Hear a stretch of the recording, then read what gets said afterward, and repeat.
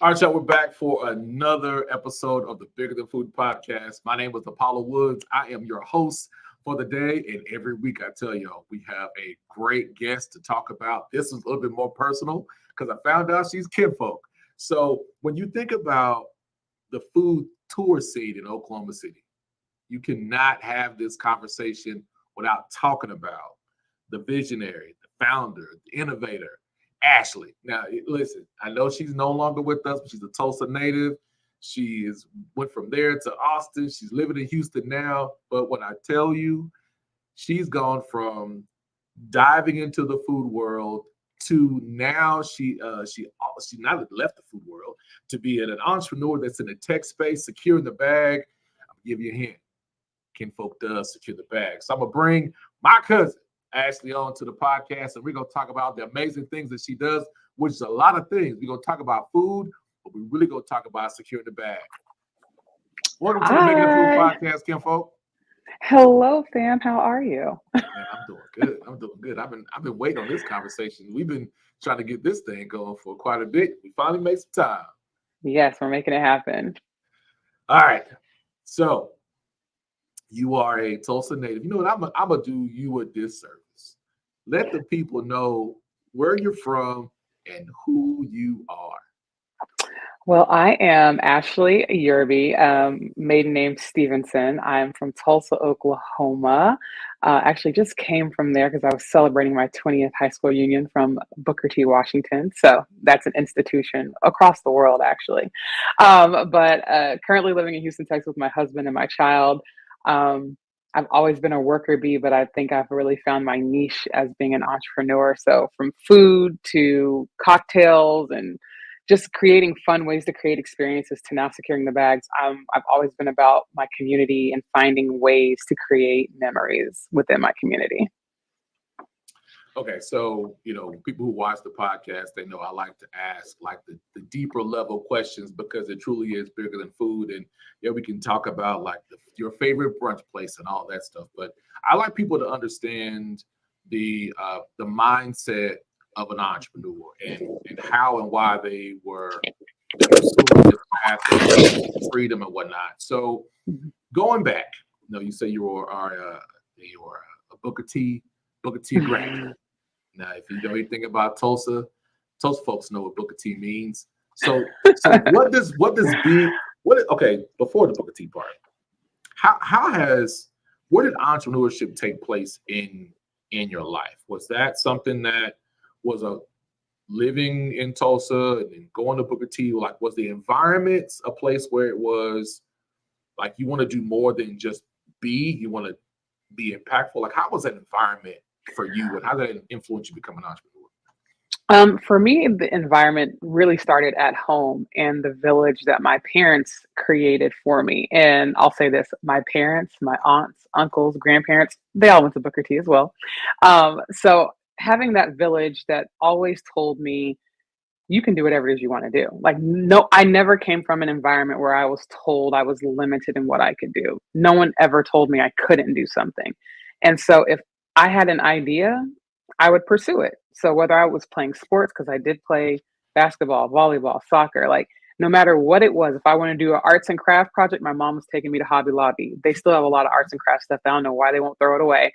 But they never stopped me from doing whatever it was that I wanted to do. So that I think kind of not necessarily forced me into wanting to be an entrepreneur, but if I had an idea, I had the freedom to explore it. And that's exactly what entrepreneurship is. If you have an idea, it gives you the freedom to explore whatever that idea is. And if you happen to make money off of it, wonderful.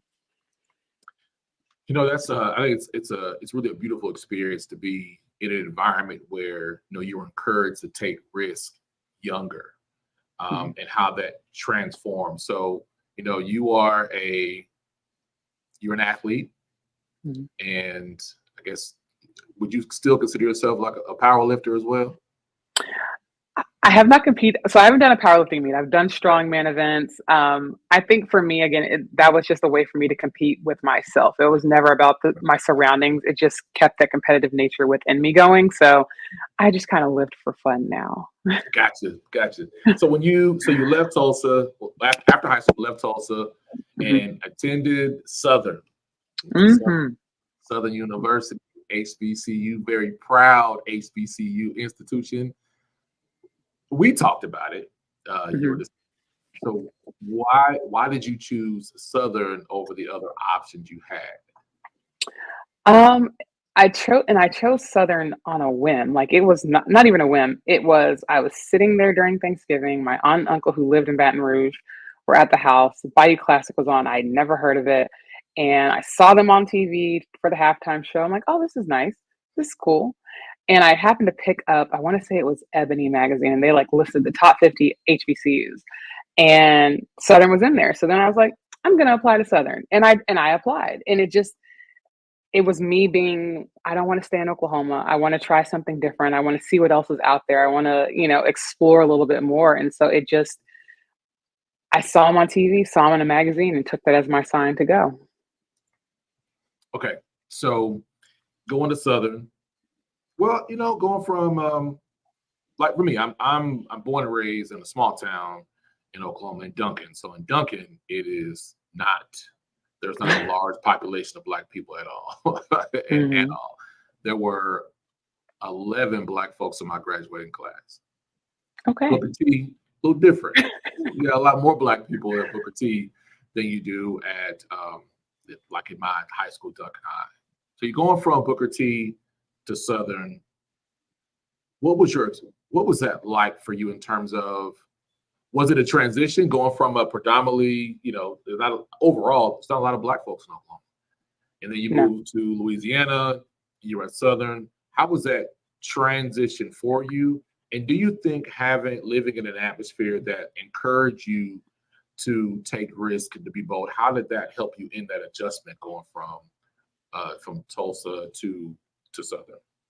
I will say, I think it was the second week at Southern. I was ready. Like, I think I packed my bags up and I was going home because I was like, this is a lot. This is a lot. And honestly, there were three other girls from Tulsa that had went to Southern that year that I saw on campus. And so I'm like, oh, the three of us are here, or whatever. But I was like, I'm leaving. This is a culture shock. And I remember my parents dropped me off. The dorm mom was like, she's going to meet the devil down here. And I was like, oh my goodness, what is going on?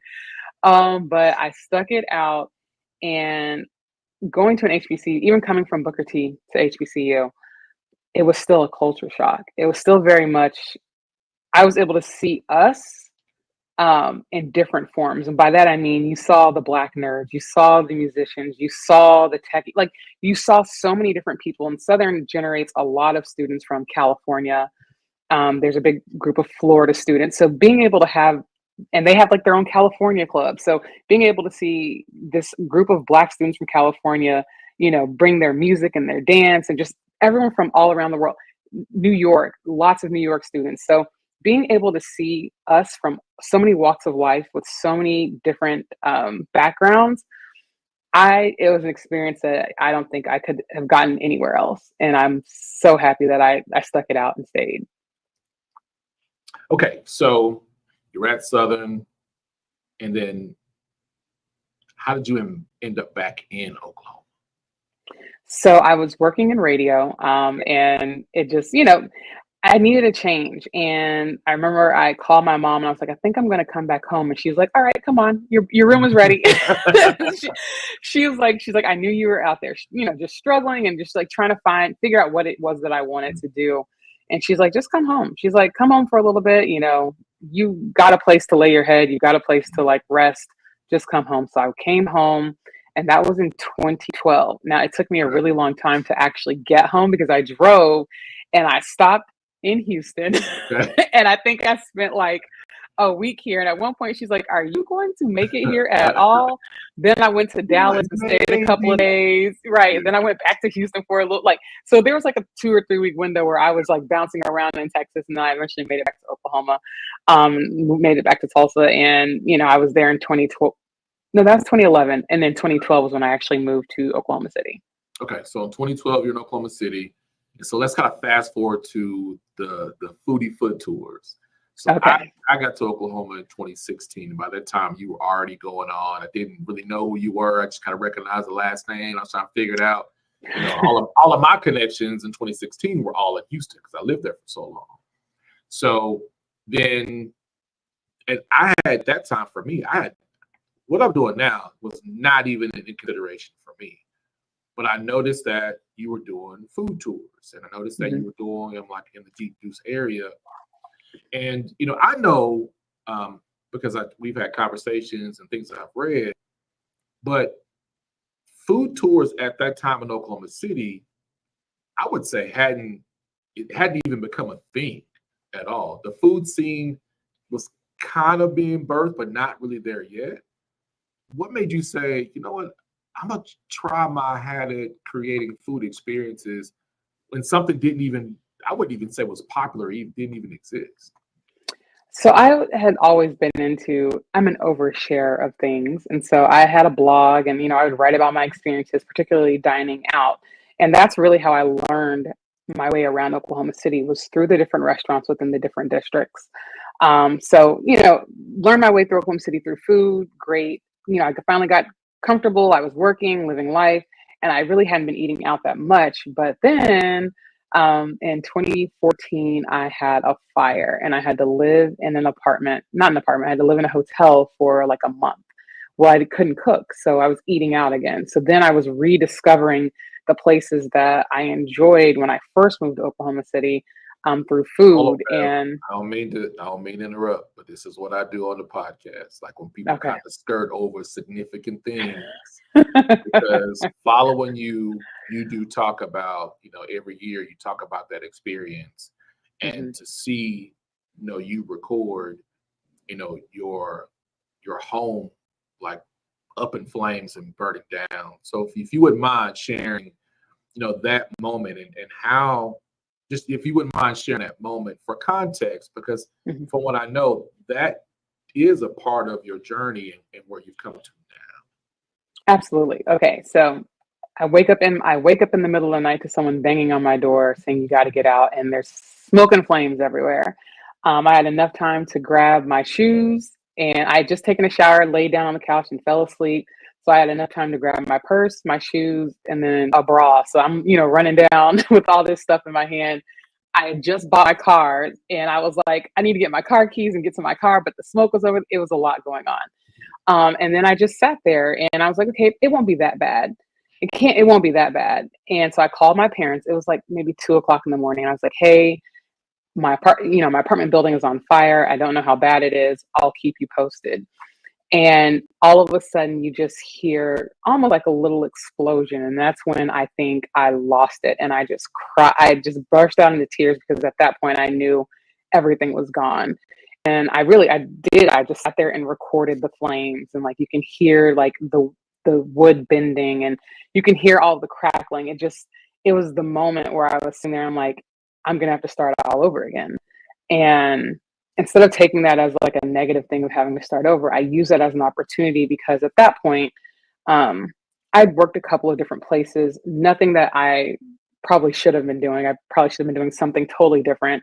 But you have to work to survive. So for me, what better way to start over than to do something that you love and that you're passionate about? And for me, again, I had a blog at the time. I'm writing about food and my experiences going out. And I was like, there's got to be a way for me to turn this into something real, something that can be touched. And I'm like, if I like to go eat like this, there's got to be other people. So, the joy of the internet, I started looking up food tours, and they're all over the country and other places like Chicago and New York and LA and, tourist places, but there was none in Oklahoma. And I think that was like for me, that was a way for me to turn my journalism skills and bring it to life with being able to, be a tour guide, bring my blog to life, do something that I enjoy, use my degree, and just kind of get away from just working because I need to pay bills, but doing something that I enjoy doing that brought me life, and no better time to do it than with a burnt down apartment. What did you see though? So I can see how you made this. There was, in this moment, where literally your home is in flames and burning to the ground, and you, instead of taking that moment where your life was spared and you could have gone in a different direction, but you took that. It reminds me of what you said earlier. you lived in your home environment was a place where you were encouraged and felt safe. And being an athlete and being someone who's a risk taker and a thinker, that you took this circumstance and said, I'm going to create something out of it. And then you created something through food and tools and bringing people together that at that time wasn't considered. So my challenge and pushback on the question is, what did you see then with creating walking food tour experiences that you felt like other people didn't see yet here in Oklahoma City? I mean, I'm a traveler too. So when I go to places, the first thing I want to do is experience the food. And that even goes back to being in Louisiana. I had never had gumbo. I had never had, What? I had never had gumbo. I had never had crawfish etouffee. I had never had so many different things, crawfish bread. And there were so many things that I think Louisiana actually brought out of me, because I was that girl that was like, I just want some chicken nuggets, fries, rice. Like, I had a very basic, love of food. And being in Louisiana kind of woke that up. And so then as I've traveled over the years, going to Paris, going to London, going to Greece, like all these places, the first thing I want to do is try the food. I want to know what makes a place come alive. And it's usually through food, and food's a connector. And it's just, I honestly can't remember what made it all click, but I will say that I've never had a woe is me mentality. Yes, you get down on yourself when something happens. I've been laid off 3, 4 times at this point in my life. So I've never really just had this woe is me mentality. And so something clicked in me that your life was spared, because maybe a year before then I had a cousin that did die in a house fire. And so for me, your life is spared. My parents drove up, my friends were over, like all these people were pouring into me in this time. And normally I'd be a person that'd be like, no, I'm okay, I'm okay. Right. But I went ahead and was like, let me receive all of this, because I recognize that I'm a person that loves to give and give and give. I've also got to be able to accept help whenever I need it. So being able to accept that help, that gave me a clear mind to say, there's got to be something more for you out there. And instead of using that opportunity to just be down on myself, I use it as it's a fresh start. It's just like getting laid off from work. For me, not that I enjoy getting laid off, but I enjoy the break that can come from having time to sit back, reflect, and not be forced into a situation, but really collect myself. And that's kind of where I'm at now, being able to collect myself and make a decision that's best for me. Okay. So if you think about that time where you started Foodie Foot Tours, that would be 2015, 14? So November 2014 is when I did my first test tour. That was after I, gathered my stops and invited my close family and friends to come out and again, try and experience what this is, Right. so I can see if I do have something.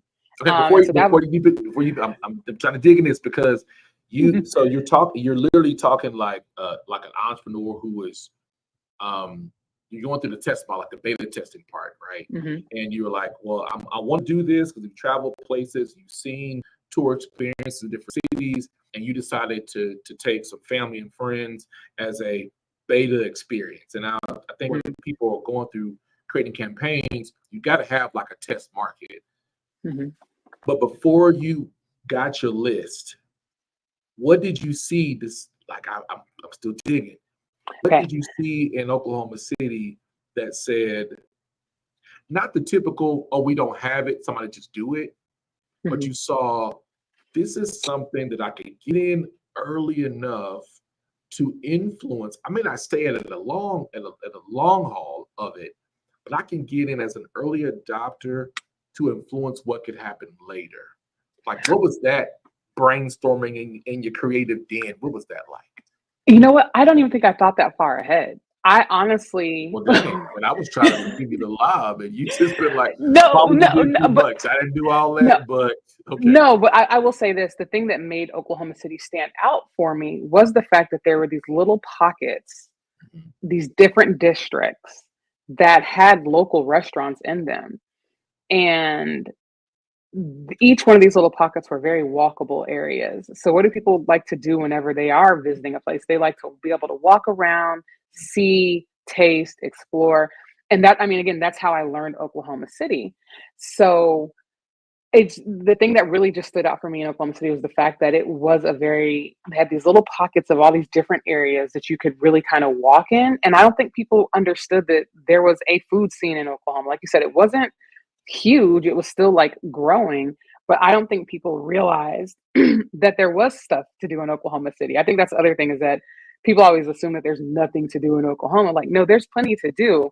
It may not be like LA or Vegas or some, but there's definitely things to do, things to learn.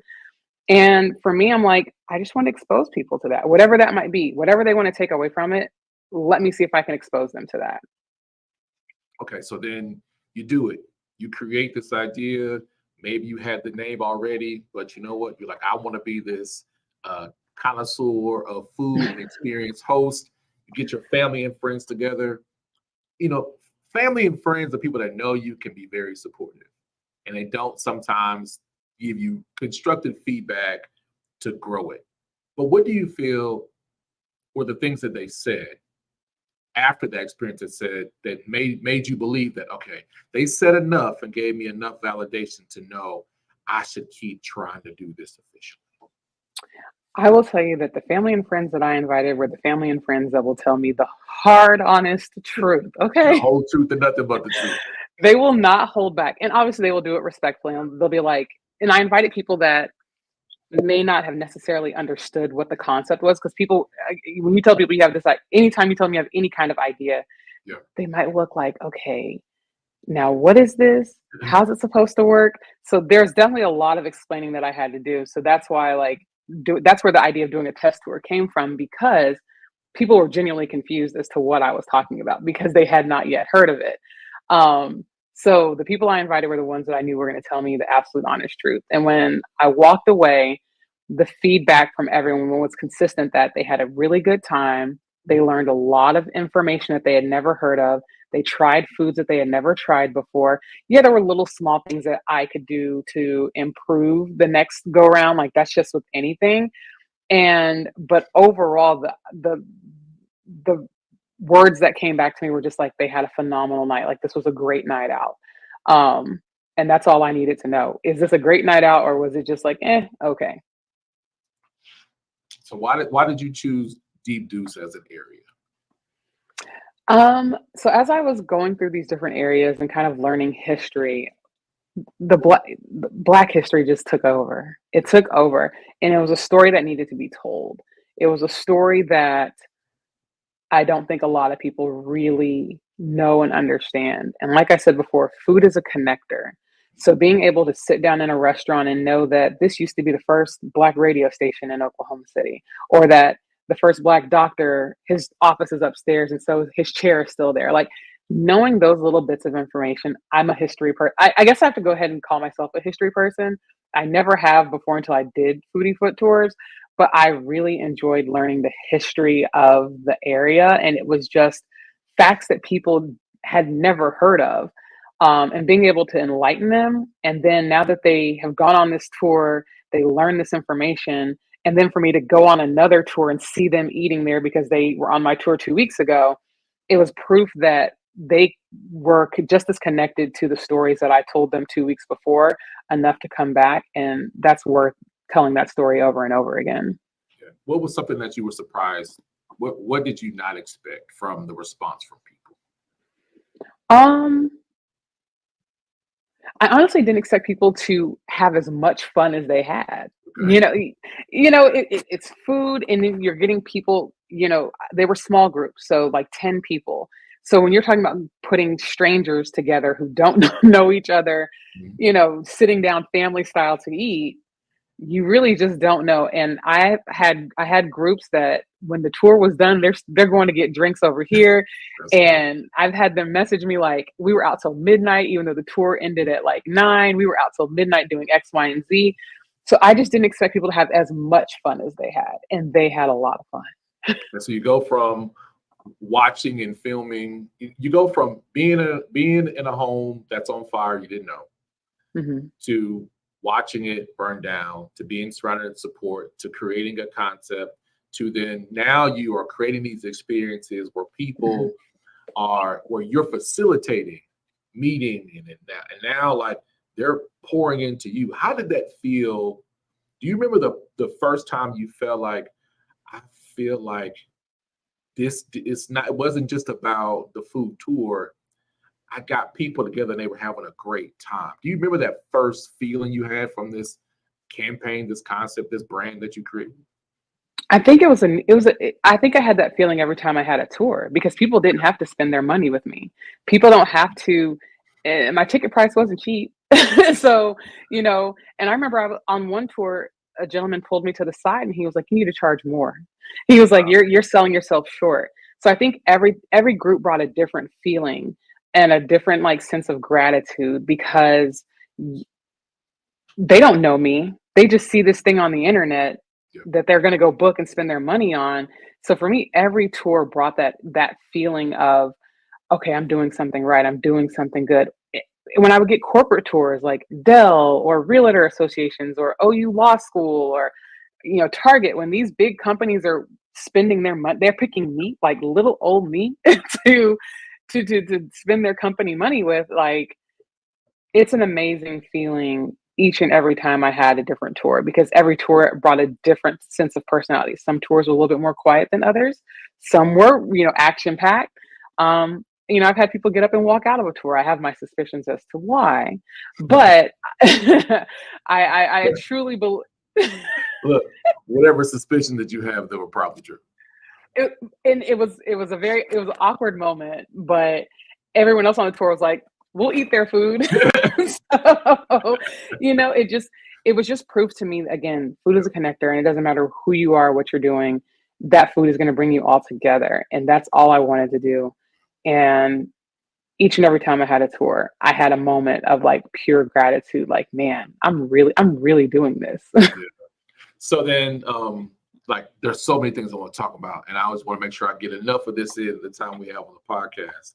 So you have that, and I'll look, hands down, I'm going to say that when I look at food tours now, you can't talk about food tours now and not include you in that conversation. Although you are living somewhere else and pursuing more things, but you're still a part of the food community, no matter where you go. Now you go. Now you're doing that. You end up in Austin, Mhm. right? You end up in Austin. You were part of Target had a scale up incubator, whatever program you had. Was it Target, Amazon? How many different things did you? Okay, so when you get to Austin, what happened in Austin? And I'm trying to lead it into you talking about your experience in that Target Okay. accelerator-ish thing that you talked about, because when you told me, my brain was like, "Boom." But it was an amazing thing because if you backtrack from growing up to your experience, I'm like, yeah, you were definitely a perfect fit to be a part of this Target. So talk about that Target accelerator. So, Foodie Foot Tours actually inspired how I got into Target. So, one of the things on the tours, I always included like a drink stop. And so that's where you can go, have a cocktail because most people tend to drink the same thing. So, if you're a gin drinker or a rum or vodka, you don't really step outside the box. And again, the tour was to get people outside of the box. But who wants to go spend $20 on a cocktail all of the time? Nobody. So I started playing around with how do you build like a craft cocktail? How do you build the perfect cocktail? And I went to Hobby Lobby and I bought some wooden dice and I got a Sharpie and I wrote on there, like after I did my research on like what are like the elements of building a cocktail. I wrote them on the dice Wait, so this is and Adventurous Bartender time. yeah, Okay, so then wait. So we met as you were getting ready to move. I was art. So when we actually met and connected, I remember we connected over the phone. We were like, "Oh, we're family." I was already in Yeah, Austin, but I hadn't really that's started right. Adventurous Bartender. I was trailing off. I was kind of trailing off on Foodie Foot Tours. I moved in 2017. I think we talked in 2017. I Okay, did Foodie Foot Tours for another like 2 years after that. In that time frame was when I thought of the Adventurous Bartender, but I hadn't really done anything with it. okay. Um, so I played around with a couple of different ideas and a couple of different things. Wrote on this dice. I was trying to figure out how do I manufacture this. So then that's a whole nother beast of Ashley thinking she has an idea and figuring out how to make it come to life. So Okay, I I'm was in. I'm stopping you again because just make it seem simple. It's like, hey, I went to Hobby Lobby and I wrote on some dice and I was whatever. I'm shooting craps in the hallway. Like, no, no. So, but what made you say I want to experiment or beta test with dice to make it a rolling of the like before that? But you know what? What did you try or play around with, or you saw that said, what if I write some random things on a die and made it like a you gonna roll the dice and then figure out which one to make? Like I think before you went to Hobby Lobby part. right. Okay. I think I had read I was reading up, I like to drink. So I was, I have always my bars right here. So I just, I like to I like to experiment. So sometimes I would make something that was really gross. Sometimes I would make something that was really nice, really good. And I'm like, I was like, there's gotta be so many different combinations to make. How do you keep track of combinations? How do you know what to go with? So then, like, as I was just reading more about cocktails and having conversations with mixologists and just learning about the different things like bitters and, liqueurs and, different simple syrups you can make. As I'm learning these things, I'm like, there's endless combinations of drinks that you could be making at home yourself. And that's really where it came from. So I'm like, but how do you get to these endless options? Like, is it a piece of paper? Like, there's a couple of ways I was trying to figure out this idea in my head. And then that's when the dice came into play, which is like, it wasn't even a game. It was just, how do I have these combinations at home? And like having pieces of paper and doing that just seemed wasteful. So I was like, what could I use to be able to build different combinations and, make it fun? And then that's when the dice came into play. Okay, so that makes sense. So when I'm thinking Okay. about even what you said, because it's like you were trying to find a way to not forget the combinations, Hmm. but in finding a way to, for the lack of like a sticky note or whatever, like I put them on these things on the different sides of the die, and so I remembered it. But then if I rolled it, it might be good, it may not be good. But how you taste a cocktail might be different from somebody else. Then Correct. you have this die, and then you decide to use a whiskey glass Well, it as was the shaker for it and the container for it. So then I'm literally trying to get people to see now some of the things we think about in our heads, how they're not so like outlandish, because it really is the innovation and creativity that comes in our heads are things that actually can come to fruition. And you took some correct. guys and some crafts and created a concept that ended up having you part of a Target Accelerator program.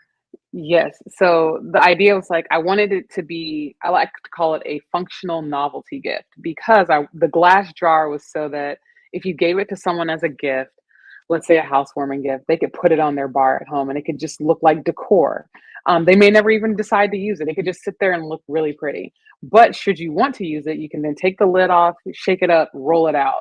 And that was the idea behind the glass jar. In hindsight, it was a terrible idea because it breaks during shipping.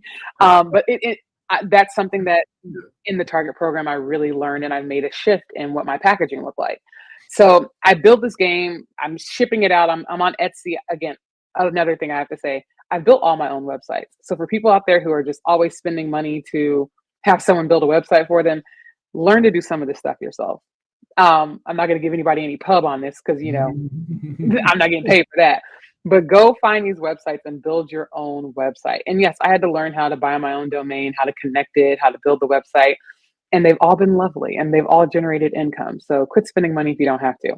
But I built my website. I was selling it on there. I was selling it on Etsy. And someone reached out to me on Instagram and was like, hey, I do a lot of liquor branding work. I would love for you to come on this holiday IG live that I'm doing. So I went, and there was a couple of us that were in the cocktail space as far as we were games. So there was a couple of drinking games that were cards, and one of the young ladies that was on there that night hit me up afterwards and said, hey, I think you would be a really good fit for this program with Target. And I had seen the program before, but I didn't think I was qualified. That's one of the things I struggle with is not recognizing that I am more than enough and that I am qualified to do these things and enter these spaces, no matter what level I'm at. Fam, I'm working on it. I'm hold working on on. it. But I Wait a minute. Wait a minute. So we have started this conversation where you talking about you were in an environment that was encouraging and supportive. You take all these Hmm. risks. You go to Southern. You're out in Baton Rouge. You're on the Gulf Coast. You're in Houston. You're supposed to be home 3 weeks before, but you find yourself in Houston, Dallas, going back and forth, and finally get home. And you said, even with that, you struggle with identifying the gifts and the talents that you have. Hmm. From my own experience, I feel like that people, when they see people do daring things or do what they would consider something risky or take bold steps, that we don't experience self-doubt, or we don't have times where we our faith may be shaken. Whew, And wrong. right.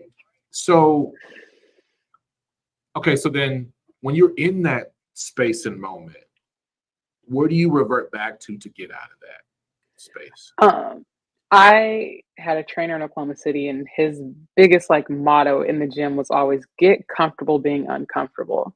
So when I have these like, and that was in the gym, but I've found a way to like put that in my everyday life. And I've also recognized that it's okay to feel your feelings. Like it's okay to be overwhelmed. It's okay to have anxiety. It is okay to beat yourself up a little bit.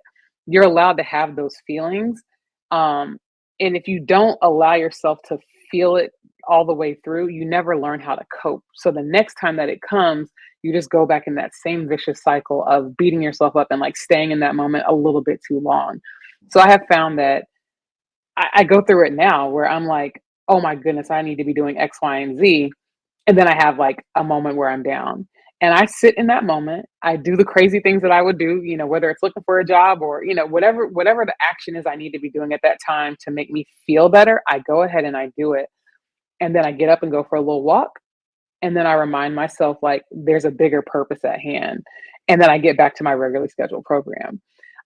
So for me, it's always about allowing yourself to feel your feelings so that you know how to cope through them. And then those moments become shorter and shorter and shorter. And even when that self-doubt does still continue to creep in, I still can now remind myself there's a reason why you're doing this over here and not going back to what's easy. There's a reason why you're still going down this path of unknown Right. rather than reverting back to what's easy. So I tell people all the time, you're allowed to feel whatever it is you need to feel and feel those feelings so that you can figure out what you need to do to get through it and on and back on track. Right. It's like you're building the capacity. If you Hmm. didn't decide to take the risk, if you didn't decide to feel those feelings, you wouldn't lean into them. Right. Correct. Because if you don't lean into like, what is it? Why am I feeling inadequate now when I just did this? Hmm. And then eventually you're able to build this story where it shows when you're in that moment, so that space becomes smaller. You're like, all right, I'm having this moment, I'm recognizing it, but I just did this. So Right. and I didn't think I would do this thing, but I did it. All right, so get out of it.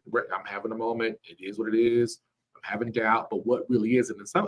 And in my own journey, I've recognized that the feeling that I feel may have absolutely nothing to do with what I'm doing, because I'm capable of doing the thing that's in front of me, but Right. something is still connecting back to whatever, right? That I need to detach myself from. And I also feel like, younger me, I was in a bubble. I was in this bubble with this community that was just so like, you got this, Ashley, go, go, go, go, go. And they're always cheering me on. Even now, the same people, I did a pitch competition a few weeks ago. My parents couldn't make it. Those same people that were cheering me on when I was in elementary school were sitting in place of my parents a few weeks ago. So it's still there, but as you go through life and you deal with rejection, you deal with loss, you deal with those moments where you do feel like there's nothing to protect you from that. I think that also kind of like digs at you a little bit, and you do lose self-confidence as you get older because now you're dealing with the real world and you're not dealing in the bubble that you were once in. So I also remind myself of that like I have a very special and unique situation of the place that I came from. And I also recognize that as I've gotten older and I've experienced things, that it has chipped away at me a little bit, but it hasn't broken me. It's just chipped at me a little bit. Okay, so before I get back to this target accelerator, because I got a big question. So then, But how do you maintain that environment when you move to a new place, right? So you're in a, like, how do you know how? So you're in a new place, you have to create a new environment, or you're trying to attach to like-minded people. How do you create that in a new environment, and what do you do to maintain that? Because that's really important for entrepreneurs. And there's a Mhm. difference between an entrepreneur and a small business owner. Because small business owners, they're managing people, but the entrepreneur is the person before the small business. They're creating Right. it. There's isolation. There's risk. There's, you may not have money. You got to figure it out. People say they'll help you, and they don't. It happens a lot. People say they're going All to the do something, time. and they don't do it.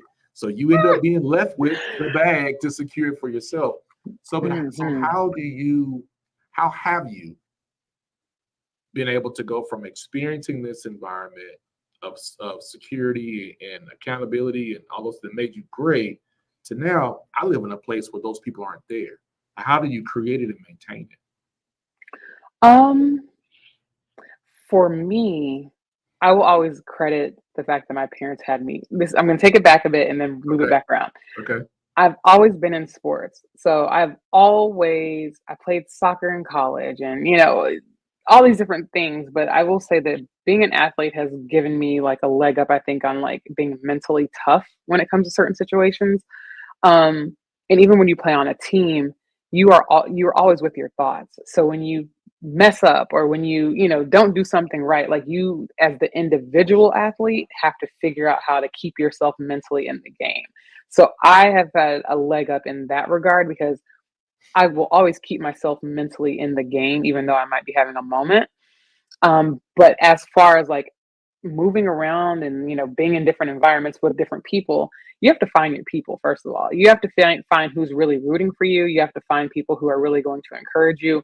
And I've also been very blessed to have a good network of friends, whether they're entrepreneurs, small business owners, or just people that are going to 9 to 5s, that I know who to call when I'm having a certain kind of moment. Like, I know that I can call this friend over here when I really need some sound advice, whether I'm going to like it or not. I have the friend that I can call just to vent to, who's going to, like, pat me on my back and, bring me an ice cream cone. Like, I know who to rely on, whether they understand what I'm going through, it doesn't matter. They know me. So you need to make sure that you're surrounded by people who truly know who you are and know what you need and that they show up for you kind of in a way like that's consistent. So like I said, the friend that I know is going to always bring me an ice cream cone and pat my back. I know when I need to call her. Like, I know when I don't need tough love. Like, I know when I Right. need tough love, I'm gonna call this one over here, and that's what she's always gonna give me. So I think surrounding yourself with people who are consistent in their actions with you, whether they are entrepreneurs or not, will help you along that journey because they don't have to understand what you're doing. They just need to understand you. Right. Right. I love that. I love that. So back to this target accelerator, because I think this, Okay.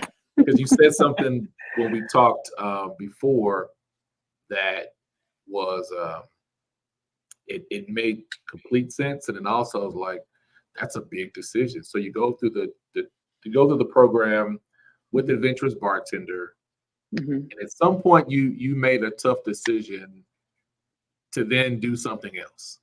What did that going through that type of program challenge you to say, like, you know what, this helped me make a decision about this concept, Mhm. but this is what but now I'm going to do this. I'm Yeah. trying to say it without saying it so you can It's say it. okay. Imma say it. So so going through that accelerator, it was an 8-week program, and it was an interesting time for me. I was a new mom. I had just started a new position, 9 to 5 wise.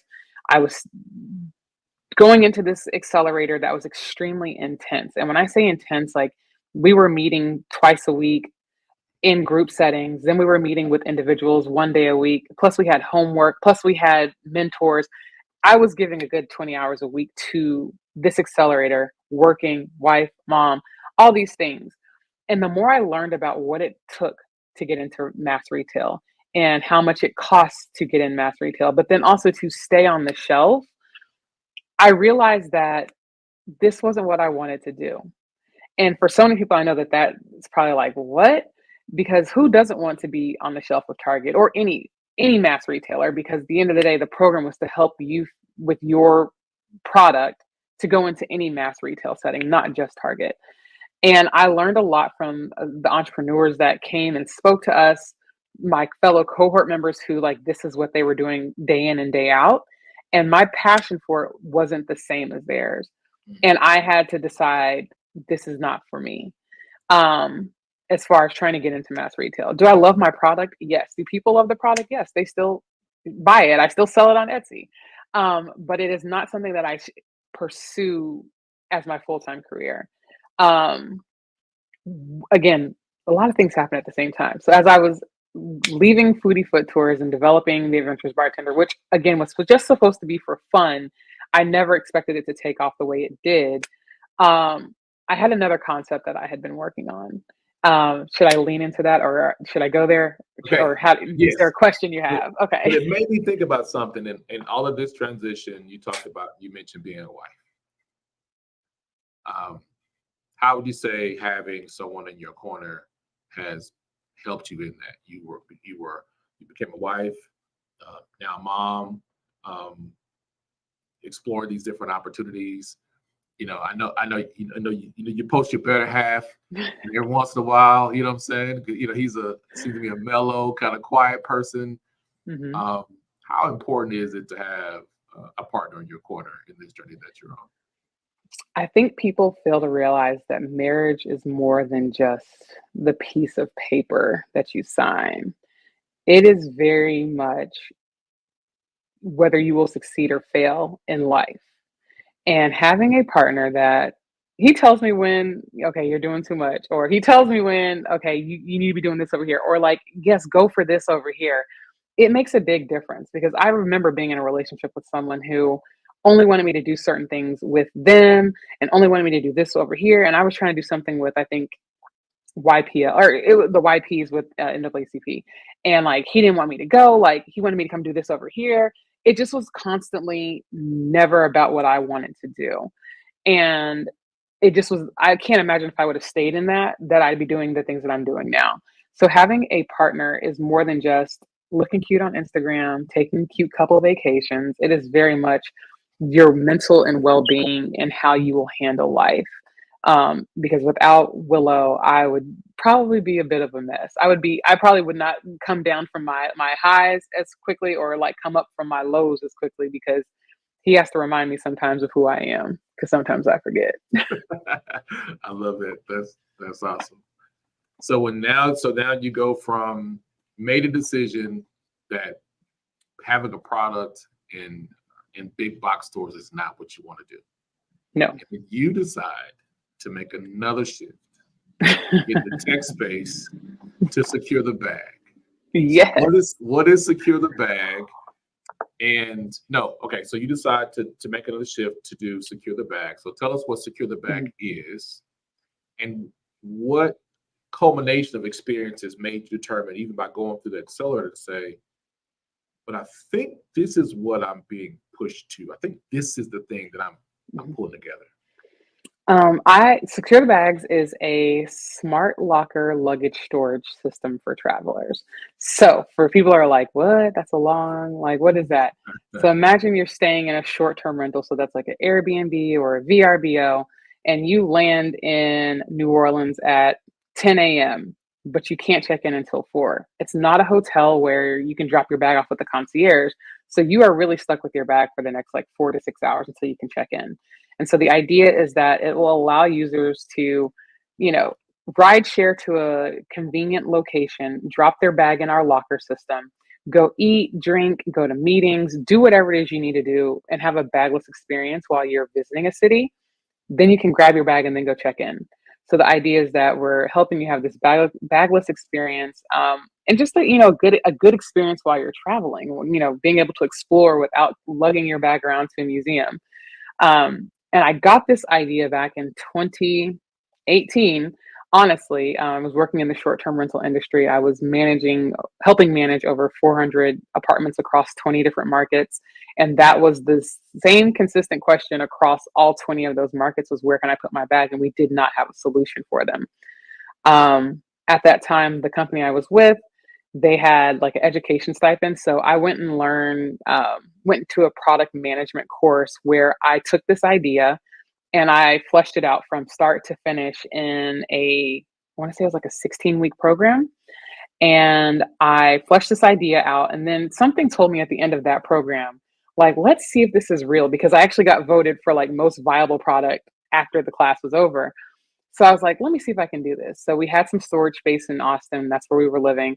And so I just went and sat at the unit, built a website, built a booking platform within my website, and put it out on social media. And people started storing their bags with me.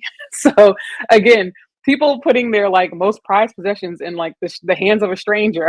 Hold on. So you put it out in the universe, Mhm. and someone was like, "Oh, I saw this thing. This is cool. I'm gonna do it."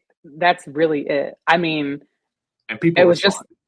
people responded. It was just on Instagram. And then I had a friend of mine in Austin. We were going on 6th Street or Rainy Street and putting up flyers and putting up pamphlets and stuff like that, just because we knew, there's always something happening in Austin, Right. and just put flyers in social media, and we started getting bookings. Okay. All right. So when you start seeing, again, you go, like, this is why I love like having these conversations and talking about them out loud. Because when you look at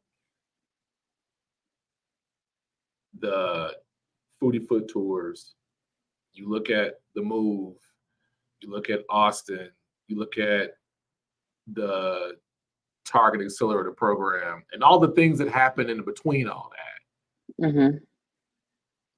Do you think that helped? Let's go back to this confidence, this statement. You think that helped build the confidence to say, like, I'm gonna put this out in the universe. I know how to build it. I know how to do this. I'm gonna go put some stickers out, flyers out, and let me look back and see who actually does it. And then you get your first one. So when you got your first one, you got your first booking. What was that? What were those feelings like? Were you sitting at your computer, like doing nails, or making a cocktail from the other brand that you created? Like, what are you doing in that first booking? What are you I waiting for? want to. I want to say I launched it because the class that I had taken ended in like January, February. So that's when I was like, let me see if this will actually work. And so right before South by Southwest is when I got my first booking. And I looked over at Willow and I was like, Willow, somebody just paid me to like hold their bag for them. He looked at me like, what idiot did that? So I was like, I don't know, but they signed up for tomorrow for like a 10 a.m. drop off. So like I got up and the next morning and I went. And at that point again, I had a tagging system that I found these bag tags on Amazon with numbers, and I had figured out a way to like, take pictures and send. And it was like this whole system I had set up for this class that I had never really tried out in real life. But they got there and it went flawlessly. And from there, it was, bachelorette party groups were reaching out. Everybody's reaching out like, we need a place to store our bag. But then guess what? The pandemic happened. Oh boy. So when the pandemic happened, I shut that operation down because there was no one traveling. We lost the company I was at. We shut down. We lost that space. So then like that high of like, oh my goodness, this is a thing, Here we go quickly again. deflate. Yeah, it quickly deflated because I'm like, well, I can't do anything now. Mhm. So yeah, that was that. So I've taken a break here recently, or over the last couple of years. I was in 2020, but then I realized like there's a way for me to add some technology to this so that I'm not sitting in a warehouse storing a bag or whatever the case may be. And that's when I think that confidence piece comes into play, because who are consultants in spaces? They are people that have worked in industries and have gathered a certain amount of knowledge, and now they're taking it and sharing it with others.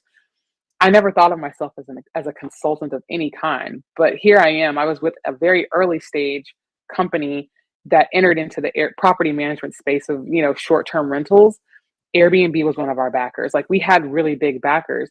So this was a really like I learned a lot being the 14th employee at this company. I learned a lot on how to do this. So I had the knowledge to build this, and I had to remind myself like you didn't just pull this out of thin air. No. Like you were on the front lines of this, because people always question, well, who needs this and why are you going to do this and all this other stuff. And I have to realize like, no, you know what you're talking about. Mhm. And when it comes to that confidence, particularly in tech, because I am not a tech person, I don't know. I know about front ends and back ends and Python, but I am not a tech person. But being able to work in these industries that have allowed me to meet other people that have the insight, that are trusted, has allowed me the confidence to build up the team that I have today to go out and do what I'm doing, which is building Secure the Bags, this tech-enabled luggage storage company. Does it feel like you're moving closer to where you feel like you should be, or do you feel like, how do I phrase, because you posted it when you went to Trill Burgers, and you made a comment in your caption about, you're still in the food space, you're still in the food world, right? I think that's going to be a part of, like, food and beverage is a part of your personality, a part of your persona. Do you feel like the Foodie Foot tours was the thing that got you to this place in your journey where now you're in the tech world? Do you feel like there's any connection, or just, this was just part of the journey that I learned, and now I'm here about to learn and launch into something new? I think that food and travel go hand in hand. I think Foodie Foot Tours was absolutely, it was part of this journey. I had to build that from the ground up, and I had to build Adventurous Bartender from the ground up in order to do what I'm doing today. I 110% believe that if it wasn't for those other two things and like what I had to learn on those journeys, that I wouldn't be able to do this right here today. Because I built those from scratch and I built them by myself and I ran them by myself, I now know the value of bringing in a consultant. I now know the value of having a business coach. I now know the value of outsourcing something and taking it off of my plate so that I have the capacity to do all of the other things that need to be done.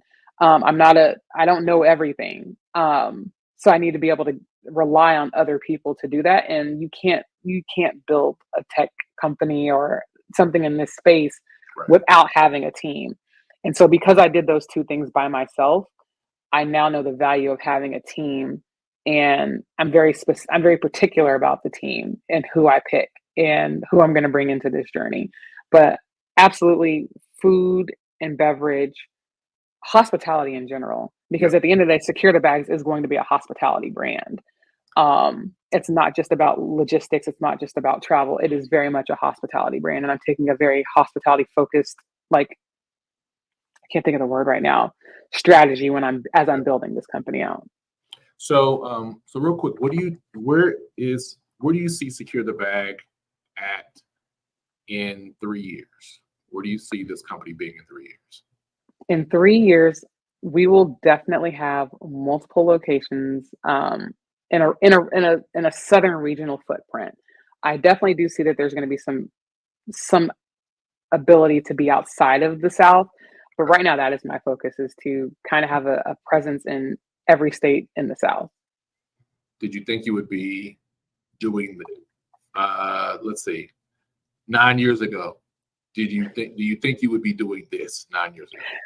Absolutely not. Like, wasn't even on my radar at all. And I had a call with my business coach yesterday, and we were talking about this, and I was just like, I feel like this is the first time in my journey of entrepreneurship that I'm not forced. It doesn't feel forced. Everything is aligning as it should. So like the co-founder that I have, the software development team that I'm working with, I had a conversation with someone, they're like, "Oh, I can help you legally because this is what I do." Or everything that I have thought about has aligned and has worked itself out. I'm not feeling very forced. And with the food tour and with the Adventurous Bartender, there were definitely some times where I was like butting my head up against the wall. And she's like, "Well, that's just because this is your season." She's like, "Not that those weren't your season before." She's like, "But this is truly your season." Like, she's like, "You're truly doing what you are supposed to be doing." And I have to keep that in mind as I'm building this, that there's going to be some hardship, but as of right now, like, it's been a very, very like smooth process. And if you didn't have those prior experiences, you wouldn't have had the capacity, leadership capacity, the character, the integrity, the foresight, the ability to come to come to somebody with value because you're not in the tech world, but you can still be in the tech world to bring value to it because someone sees you understand enough. Well, then let me be part of that puzzle. Absolutely. And like I said, we've in our offline conversations, I like being adjacent to industries because even though I'm in the tech Yeah. world, like I'm not, I'm not necessarily like a tech company, but I'm being adjacent to it. And I would not be here if it wasn't for Foodie Foot Tours and Adventurous Bartender. Absolutely not. Absolutely not. I love it. I love it. So if I am, I am used. If I'm coming to you, we don't know each other, Mhm. and you saw me and you 10 years ago. No, Mhm. you know what I'm trying to say. Yeah. And a person was like, you know what, I want to start this thing. I have this idea. I want to get started.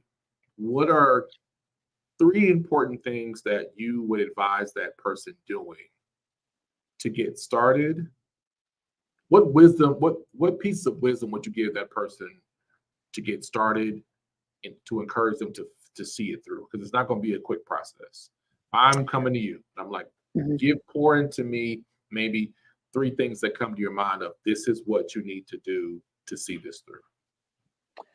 Um, number, whew, It may that's not be three. It might be just I mean, one. I think Yeah. I mean, for me, the biggest thing again is because I was so hands-on in every aspect of building my company. I built my logo, I built my website, I figured out how to do payment processing. I figured all of those things out. I Be as hands-on as you can be with your business. Don't be as hands-on as you can be because without putting in that kind of work, you're not as tied to it or attached to it as you probably should be because you're not putting in that sweat equity. It's easy to take your money and hire someone to do this and hire someone to do that and hire someone to do this, but it's just not the same when you know that you've stayed up late, you've gotten up early, you've used your resources, and you've learned something new to then earn extra money or do whatever it is you're wanting to do with your business. Because then when the time comes for you to actually be like, okay, now I can reinvest my money back into something, it feels so much better.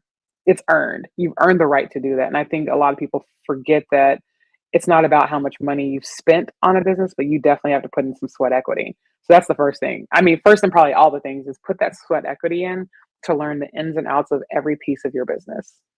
I was my first tour guide Yep. for the first year. I didn't hire tour guides for Yep. a year. I did every single tour on top of, like I said, I did my graphics, I did my printing, I Mhm. did everything myself.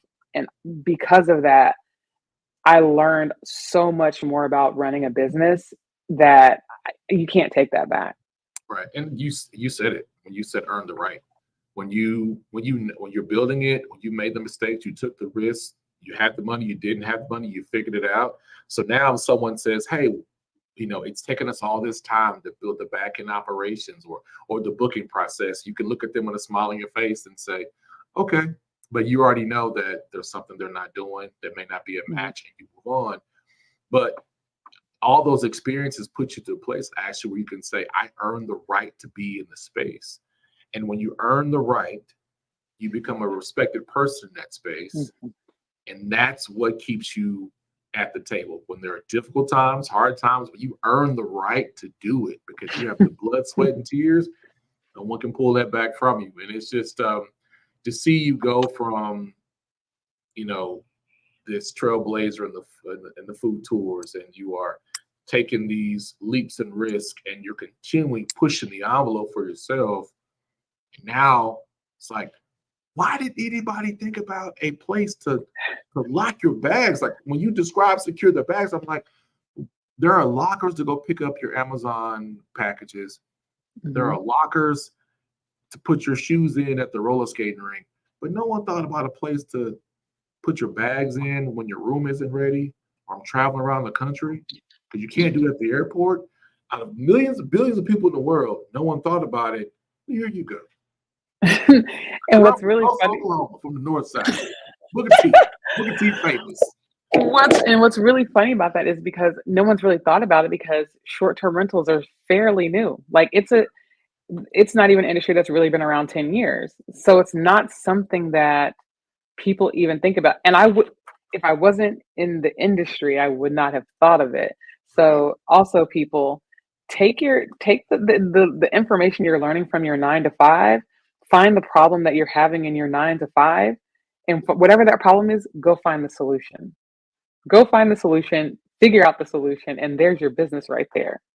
It's, If y'all didn't take on that big jewel right there, because oftentimes when people will just go to work and not look at what am I learning from being in my 9 to 5 or a corporate job, or even just volunteering. Like, am I present in the space now to see what I can learn from it, what I can pour into it? Because when you're a person that creates solutions, you will always have an opportunity. You will always always. have an opportunity, and that's what I love about entrepreneurship, which makes it really difficult to consider going into a corporate space or being in places where, like, you're going to stifle my growth or potential because you are afraid and I'm not. I'm willing to take the risk. And I'm loving to see the growth, Kinfolk. I'm excited to see what's going to happen, and then within the next year with Secure the Bag. I know you got some stuff coming. If Yeah. anything like me, we got the same bloodline. We always got something going on. We just ain't telling people that. Right. There's always something happening. There's always something to do. Yeah. And the other thing is I know that a lot of people really focus heavily on like build and build quick, fail fast. And that's not the approach I'm taking. Um, one in this world, there's room for everybody to do a little bit of everything. There's always going to be a restaurant. There's always going to be a this or that, the third. So I'm not taking that approach of like failing fast. I'm taking the approach of I'm finding the right people to build exactly what I want, and then I will be in a position where I don't have to go back and fix it. So, prime example, sorry, I'm probably going a little further than I need to, but prime example is I started learning about cybersecurity. Willow's in cybersecurity, so he was just kind of pointing out to me like safety and protecting people's sensitive information. And once I did a little bit more learning, just a quick little dive into it, I was terrified of what would happen if I launched this company and I did not have my technology the way that I want it. That means I'm probably going to go back and waste more time and more money to go back and fix it. And I think we've all been in a position where we've done something quickly versus doing it right. And I'm in a position now where I'm going to do it right out the gate so that I don't have to go back and fix it. I'm not worried about who's going to beat me to market. There will always be space for what I'm trying to do because I'm going to do it better than the person that thinks they're doing it better than me. We're gonna close with this because you just said something. You said earlier about partnership, right? Mm-hmm. You have a technology company Mm-hmm. that you're building, and you end up being with someone, married to someone who is in that space. Mm-hmm. Hey, y'all, look. When things are purposeful and intentional, you will be able to recognize the value that people have in your life because you're like, wait a Mm-hmm. minute. I wouldn't you'd never be able to calculate that this relationship, business or personal, was going to lead to this. Was never going to. But when you're operating in your purpose, things are Mm-hmm. laid before you that you didn't know you needed, but you'll find it when you do the work. Correct. And honestly, Willow has come up with all three names of my businesses. I don't think, no, he didn't come up with the first one. I came up with that because I started working on that before I met him. But he came up with the last two names. Just in conversation, me talking and him listening to me and letting me have ideas. There it Willow, is. I'll be down there for Honeyland if U of H homecoming. So we definitely have to connect. But that's beautiful. I'm absolutely proud of you, and I think you do have a fan that's watching. Is that your mom? Look, and she she done dropped all the business names in Look, the she chat. dropped Thanks, all the business mom. names. Thanks, mom. That means you tuned in Mom, from the yeah, beginning. Mama, they're blowing it up. Mom, look, Mama's she's like your production, TV production in the background. She I'm letting telling y'all you, know that I she's did that right pitch there. competition in a couple of weeks, and I did a couple weeks ago, and they happened to not be able to be in town. And next thing I know, my godparents, my aunts, uncles, brother, like everybody was there because they couldn't be there, and they were tuned in their cabin in Chicago, looking at me. So I love having it. a support system makes a huge difference. Thanks, mom and dad. It definitely does. So, hey y'all, we're gonna wrap up this episode of the Bigger Than Food podcast. Down in the banner right below, you'll be able to find more information about Secure the Bags. But if people want to connect with you, if they want to be able to find ways to support you, Ashley, how would you recommend that they do that? I am a bit of a fake influencer online, but no, I do a lot of posting on Instagram. So I would say follow my personal page, which is Ashley Yearby. Keep it simple. But then if you would like to follow the journey of Secure the Bags, it's Secure the Bags Co. on Instagram. Those are the two best ways to follow me, follow the business, and just kind of see what I'm up to. Nothing too crazy. I'm an everyday person just with, a couple of ideas. Yeah, don't let her water herself down. She does amazing things. She is definitely the entrepreneur that you want to follow and pay attention to, because I definitely see her doing. Not that I see it, I know she's going to do amazing things. And so I appreciate you taking some time today to join me on the Bigger the Food podcast, to share your story, to reveal your processes, your experience, and you shared so much wisdom today. And the one that I definitely will take away is earn the right. I think there are times where people, because of maybe past experiences or because of their own confidence, their own self-awareness, believe that they just have the right. But when you earn the right from putting in the work, people can't take those opportunities away from you. And you have done a fantastic job of owning your space and taking your space. So definitely kudos to you. And if anybody wants, if you've missed this podcast, you can definitely watch the replay that's on Facebook, Instagram, and LinkedIn, and YouTube as well. But do us a favor. I want you to go to our YouTube channel and subscribe for future episodes. We have weekly podcasts that will be featuring Black entrepreneurs all across the country, not just here in Oklahoma. And follow our channel, subscribe and like and share, give us some good feedback. And until next time, we will see y'all next week for another episode of the Bigger the Food podcast. Bye, internet world.